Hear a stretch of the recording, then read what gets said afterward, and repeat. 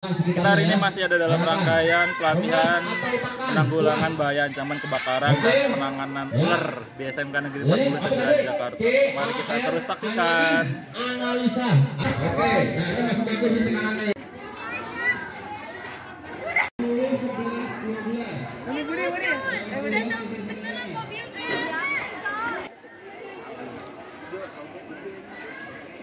Mengikuti sosialisasi ya. Jadi ada tentang bahaya kebakaran maupun ada ular di sini. Ya. Baik. Karena atau diuji coba, ya, boleh berbuat ini harus ada pendampingnya. Itu di sana jalan antara juga sosialisasi dari rekan saya. Kami dari Dinas Penanggulangan. Bapak Gali yang paling ini, Bapak Gali Wijanarko Simatupang.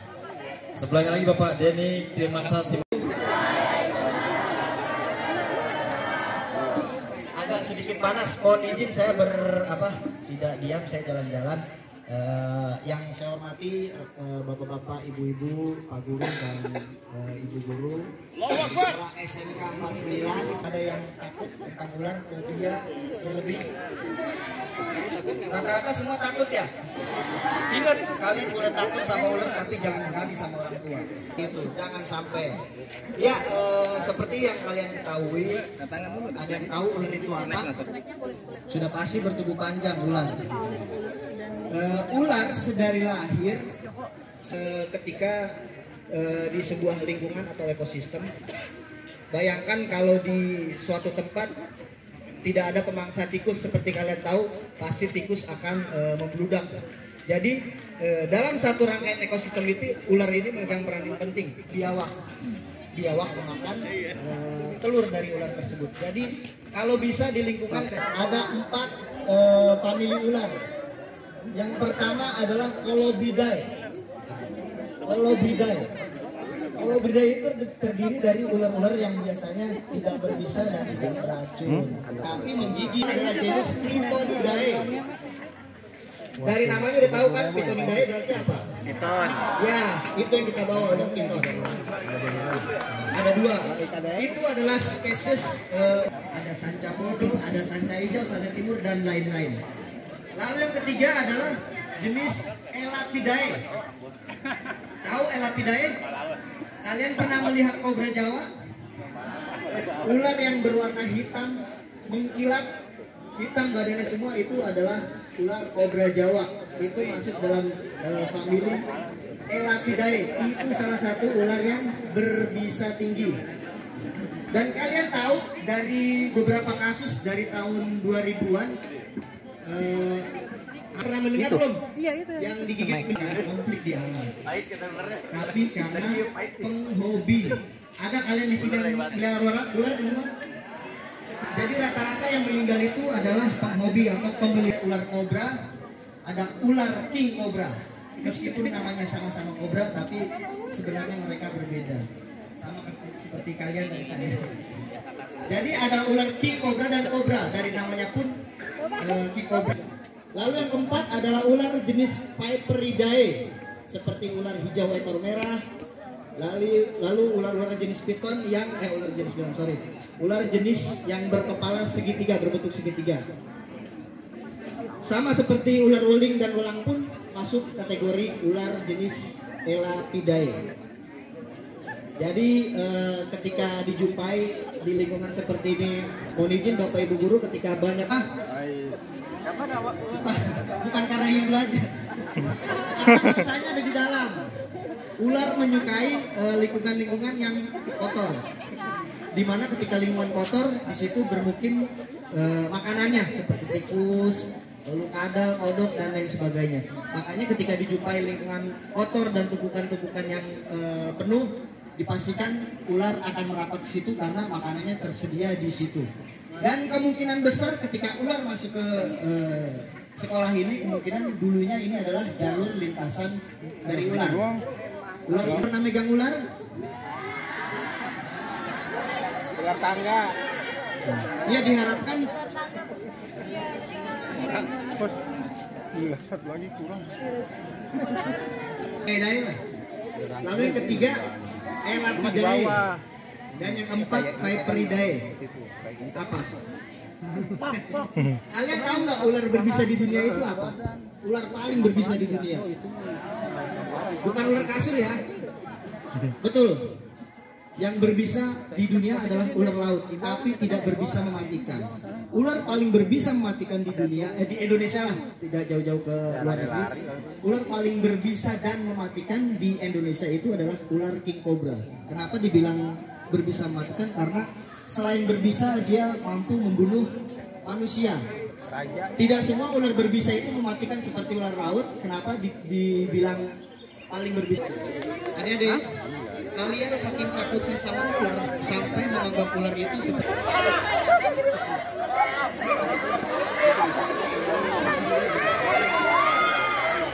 nah nanti kalian takut tapi setelah memegang nantinya apa ya ambil posisi sebelah kanan atau sebelah kiri dari si ular tersebut. Ini untuk yang berani ya, untuk yang berani. Nanti cara kedua untuk yang tidak berani tersebut tidak berhadapan langsung dengan kepala ular. Gunakan kayu, gunakan ranting atau apapun yang ada di rumah, tidak menggunakan tangan kosong. Ya. Dihimpit bagian kepala,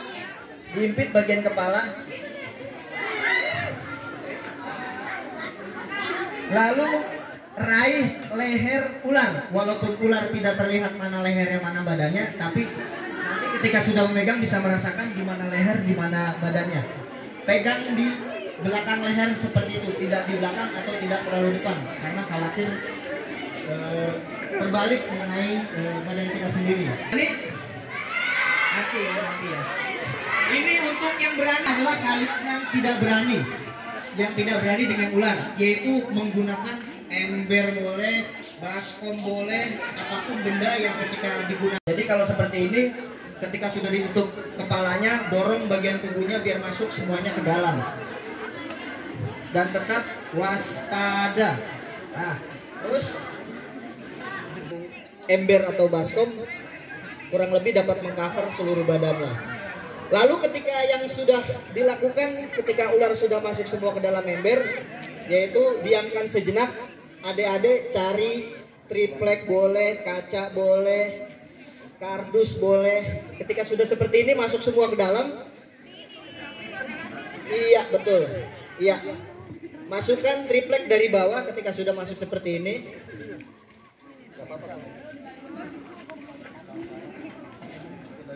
Ini seolah-olah ya.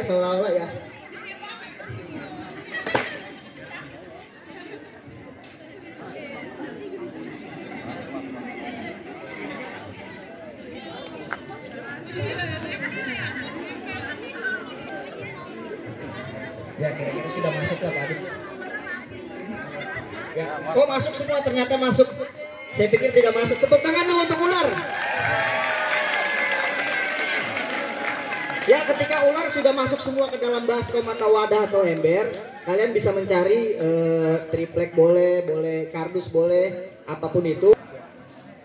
Ini karena tripleknya agak tebal jadi agak sulit. Dorong.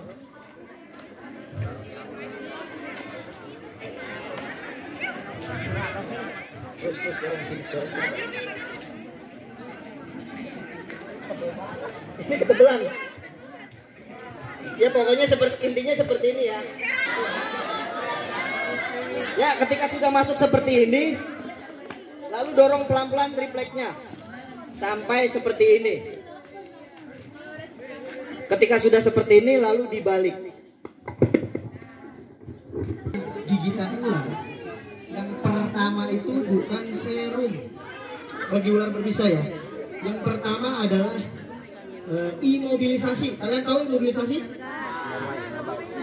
Seperti patah tulang. Imobilisasi. Jadi pada prinsipnya ketika seseorang tergigit ular itu tidak benar racunnya menyebar melewati aliran darah. Itu persepsi yang salah. Jadi ketika seseorang tergigit ular itu menyebar melalui kelenjar getah bening. Jadi selama kalian tidak bergerak, racun akan tetap berada di area yang tergigit. Beda dengan aliran darah. Aliran darah akan terus memompa karena pulsasi dari jantung. Jadi ketika tergigit di tangan atau di jari, yang diimobilisasi adalah sepanjang tangan. Jadi dibuat tidak bergerak. Selama proses itu dilakukan dengan benar, belum masuk ke fase sistemik, insya Allah dapat ditangani. Jadi dalam hal ketika kalian amit-amit tergigit ular, yang pertama dilakukan adalah apa? Imobilisasi. Kalian tahu ciri-ciri tergigit ular berbisa dan tidak? Kalau tergigit ular berbisa, biasanya tandanya adalah titik 2. Titik 2 pasti itu ada bisanya, pasti berbisa. Dan yang tidak berbisa gigitannya membentuk seperti huruf U, jadi berdarah semua, seperti itu perbedaannya. Jadi kalian ketika tergigit ular, amit-amit di kaki atau di mana, dibuat yang pertama adalah imobilisasi. Nanti kita praktekkan gimana cara ketika ada teman-teman atau rekan-rekan yang tergigit ular. Lalu dia bisa tahu ini arahnya kemana, mangsanya belok kemana, mangsanya apa, dia bisa tahu. Karena ular tidak baik dalam penglihatan dan pendengaran. Nih kita praktekkan ya, ketika amit-amit nanti ada korban yang tergigit ular di lingkungan sekolah. Sebelum kita praktek menangkap ular, dipraktekkan dulu nanti cara imobilisasi. Boleh? Satu orang depan. Sebentar Mas Arif di sini. Udah pada kenal belum sama Mas Arif? Di tengah atau di bagian manapun di antara tangan, di imobilisasi adalah satu tangan. Sama seperti di kaki, tergigit di bagian jempol atau dengkul, satu kaki dibuat tidak bergerak. Jadi nanti kalau yang menangkapnya itu cowok-cowok yang menangkap ular, nanti yang membidai adalah cewek-cewek. Jadi kalian saling berbagi tugas. Biasanya cewek itu lebih telaten.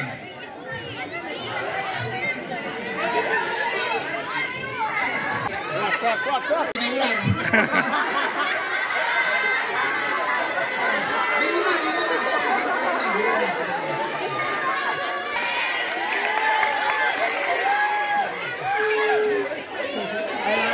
Curang, dia beraninya main di lakban.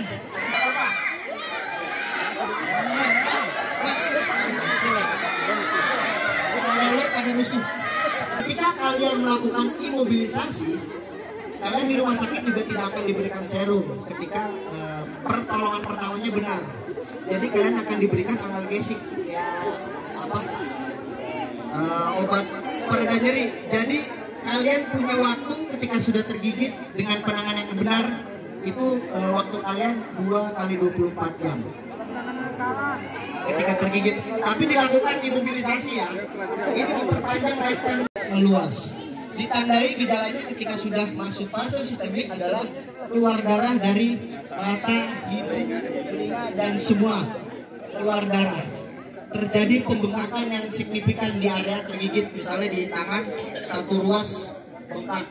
Itu dapat dipastikan tidak tertolong. Seperti itu. Ada lagi adik-adik?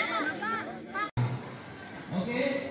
Tepuk tangan ke Puspa nih.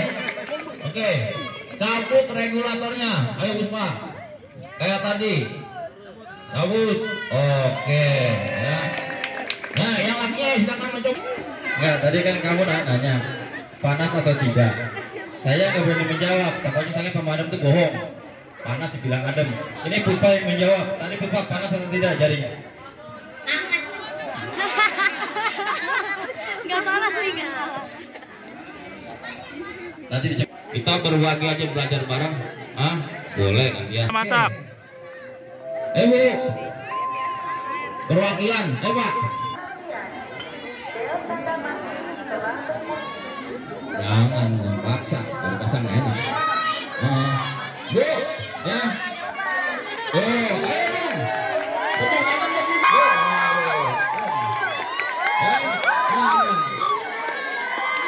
Oke, Bu, siap Bu. Ya, baik. Tanpa, nih lihat ibu Norma, tanpa dulu kan. Ya, pelan Bu. Oke Bu. Buka. Mikirnya ada orangnya. Oh, ya. Oke Bu. Ya usahakan tuh kalau kita matinya itu siaga ya. Oh. Oke. Ayo Bu. Ya, ayo Bu. Ayo Bu.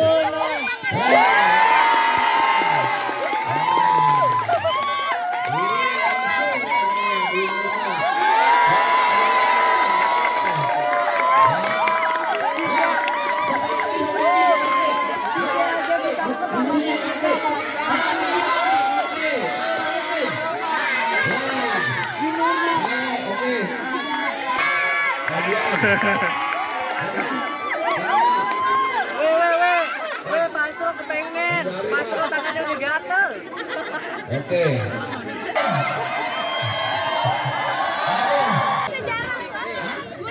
Oh, guru sejarah. Oke, Pak Doko. Kita latihan dulu Pak Doko. Tanpa api. Oke. Ini, iya. Oke. Ada diurut Pak Doko. Pelan. Lurut. Oke. Buka regulator. Baca doa tidur Pak. Oke. Oh, kami dulu Pak Joko, silakan. Ibu guru juga mau coba lagi, silakan Bu. Umum di sini gratis, kita belajar bareng. Ya. Ini bisa kayak bus kejar ya? Iya. Bu Siti ayo Bu. Oh, Bu Siti ya.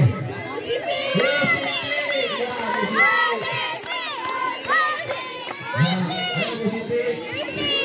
Ayo Pak Joko. Hadikan pelan. Oke, Pak Joko.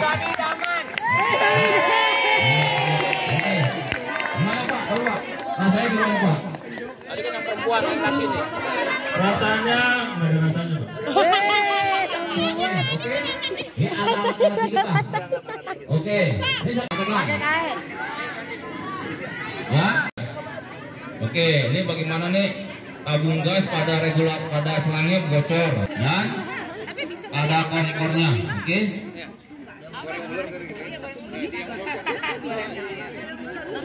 Siap. Ya, perhatikan ya. Ya, perhatikan cara megang juga nanti nih. Kebakaran pada kompor dan pertama adalah selangnya juga selangnya. Oke. Nah, seperti ini. Ya, perhatikan. Yang pertama adalah silakan Mas Dio. Hilangkan bahan bakarnya dulu. Cabut regulator. Ya. Singkirkan ke tempat aman. Lalu bisa kita pakai handuk yang telah dibasahi, orteng, selimut, ya. Lihat cara megangnya juga ada tekniknya. Mas Dio, cara megangnya Mas Dio. Yaitu oke. Nah, usahakan wajah ketutup. Hati-hati kan mahal. Kayak itu ya. Mahal Bu. Lihat. Oke, pelan-pelan Mas Dio. Tahan dulu Mas Dio. Oke, satu. Ya, ini kalau ini sedang ragu-ragu Mas Dio mundur. Nah, ini kalau yang ragu-ragu apa? Dia akan mengikuti yaitu mencari udara. Oke? Jadi pelan-pelan.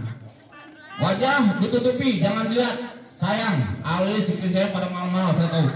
Oke, pelan-pelan. Oke? Ya, oke. Mati nggak nih? Ya, tahunya dari mana? Tahunya? Ya itu adalah tadi. Oke ya, caranya. Oke, tutup. Cara mademi nanti wajahnya. Oke, ya. Ya, oke. Tahan. Pertama adalah cabut regulator. Amankan ke tempat aman. Ambil kain basah. Oke, berubah deh waktu ini. Ayo. Ya, ini jangan balik, pelan-pelan. Oh, ibu dari. Oke, pelan. Dan ujarnya, ini kalau ini nih, kalau baik kena, nanti dibilang lagi. Pokoknya, alis sama speakernya mahal. Oke, ibu dari di depan. Nah, untuk menghalangi muka atau wajah. Oke, lihat arah mata anginnya. Jangan saya kali lawan arah mata angin. Lihat, oke. Mata angin kemana? Yang lihat, yakin. Ayo, kuda pelan. Oke. Ya. Oke, Pak Dian. Bisa Pak Ngasihin. Benar-benar bawa Pak Guru ya. Pak Dian. Oke, Pak. Siapa? Oke, benar. Yuk, Mas Dio, action. Bisa jadi tukang nasi goreng. Ayo, Pak Dian. Oke, regulator. Oke. Putar. Pak Dian. Ayo Pak Dian, ayo. Tepuk tangan Pak Dian. Ayo. Ayo Pak Dian, kita di Pak Dian. Jangan dibantuin Pak, jangan dibantuin. Oke. Jangan dibantuin, biarin. Lindungi wajah Pak Dian. Lindungi, Pak. Wajah lindungi Pak. Oke, maju pelan-pelan. Pelan-pelan. Oke. Ya. Pelan-pelan, jangan takut. Oke. Aduh. Oke Pak Dian. Ambil Pak Dian. Pak Dian. Ya. Ini kalau seumpamanya di dapur ada kebakaran kompor, terus kita mematikannya dengan air. Karena sifatnya air dan minyak tidak bersatu ya. Ditakutannya ruangannya minimalis, bahan-bahannya mudah terbakar, bisa berefek kebakaran meluas. Umpama dinyalakan, dimatikan dengan air.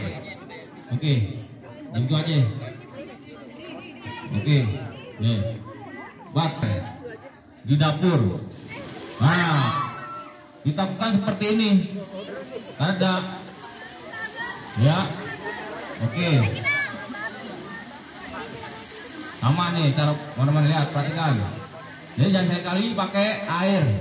Ditakutkan karena dapur kita bahan-bahannya mudah padat, mudah terbakar, kebakaran semakin meluas. Oke, ya, oke.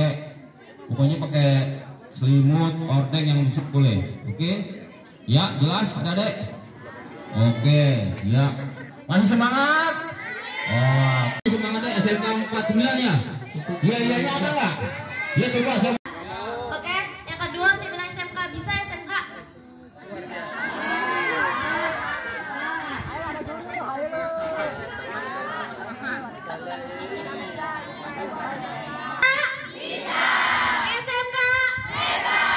SMK Negeri 49 Jakarta. Luar biasa. DKI. Masuk surga. Satu atau dua meter terus. Ya. Oh itu tekanannya agak bocor nih ya. Agak bocor berarti tekanannya. Jadi kita ini tekanannya agak.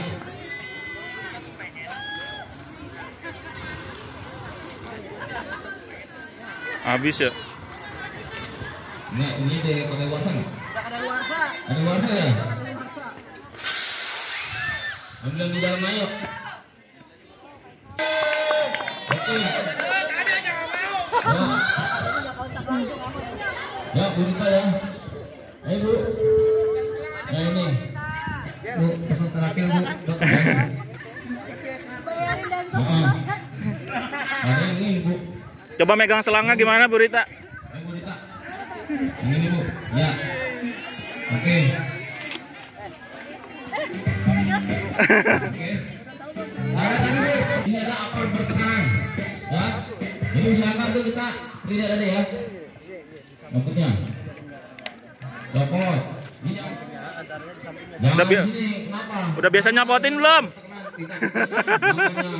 Buatan manusia ada kekurangannya, ditakutannya ada hal-hal yang inginkan, bertekanan ke atas. Pegang selangnya gimana? Oh gitu, megang selang. Kita enak tuh. Sini. Ya. Oke, seperti terjadi tadi tuh. Ya. Ini bu, ini bu. Expired. Lama ini. Iya itu. Ya. Oke, Bu Rima, silakan. Bu Rita, ayo tepuk tangan untuk Bu Rita. Ayo adik-adik. Masih semangat. Oke, itu Bu Rita. Oke, nah ini masih bagus ini tekanannya ya. Jadi kalau masih bagus. komposisinya beda, buat masak bahannya beda. Bukan. Karena lebih mudah kampanye.